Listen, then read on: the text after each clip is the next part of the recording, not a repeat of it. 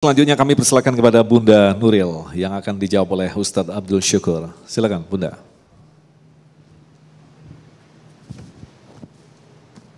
Assalamualaikum warahmatullahi wabarakatuh. Saya Nuril, mau nanya Ustadz, gimana kiat-kiatnya untuk introspeksi diri mengenai musabah? Gimana caranya? Itu aja. Makasih. Wabillahi taufiq wadaya. Wassalamualaikum warahmatullahi wabarakatuh. Ya, jadi bisa ditegaskan tentu saja ketika kita melakukan muhasabah kita membutuhkan ilmu. Tahapan-tahapan apa saja yang perlu dilakukan, Ustadz Syukur? Baik. Rasulullah SAW pernah sholat malam itu hanya membaca satu ayat. Ya. Yang intinya ayat itu, ya Allah, jika kau siksa hamba-hambamu, Engkau Maha Pengampun. Gitu. Satu ayat itu, in tu'adzibhum fa innahum ibaduk, mereka adalah hambamu ya Allah. Satu ayat itu diulang-ulang. Artinya melibatkan hati, pikiran, dan waktu itu Rasulullah dalam sholat. Sehingga artinya bagaimana jadikan sholat itu muhasabah kita. Rasul kan kalau sholat malam panjang ya. Berdirinya baca Al-Baqarah, baca Al-Imran, baca An-Nisa. Rukuknya, sujudnya selama ketika beliau berdiri. Mengapa? Karena menghubungkan hati beliau dengan Allah Subhanahu wa Ta'ala. Orang muhasabah di mana saja, dalam keadaan apa saja, mesti mengaitkan hatinya dengan Allah. Yang kedua adalah pada masa pemerintahan Khalifah Umar bin Abdul Aziz. Ya. Beliau ini setiap malam mengumpulkan orang-orang di sekitarnya, para ulama, orang-orang yang ada di kekhalifahan itu untuk apa? Muhasabah. Muhasabahnya apa? Merenungi tentang kematian, merenungi tentang kiamat, merenungi tentang akhirat. Bayangin.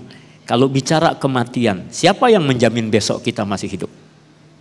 Ada yang baru saja WA-an, wafat. Ada yang baru saja video call, wafat. Ada yang baru saja kita sedang asyik-asyik bersamanya, dapat kabar berita. Loh, bukan tadi bareng saya. Bisa orang mengatakan bagtatan.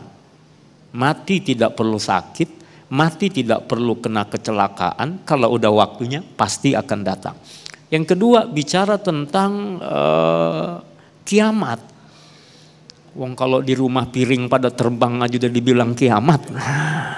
Gimana kiamat sesungguhnya? Idza waqa'atil waqi'ah, idza zulzilatil ardu zilzalaha. Pasti dan dahsyat. Gimana kita tidak mempersiapkan diri untuk sesuatu yang dahsyat itu? Bahkan kalau kita sudah mati, kita masuk ke alam barzakh. Alam barzakh bisa jadi lebih lama daripada hidup dunia kita. Orang yang sudah wafat 1000 tahun lalu sampai hari ini belum kiamat. 1000 tahun dia di barzakh. Kita andai wafat hari ini ternyata kiamat masih terjadi 5000 tahun lagi. 5000 tahun kita di barzakh. Itu baru barzakh. Transit. Lalu kita masuk akhirat. Akhirat selama-lamanya. Masa iya kita tidak mempersiapkan bekal yang terbaik?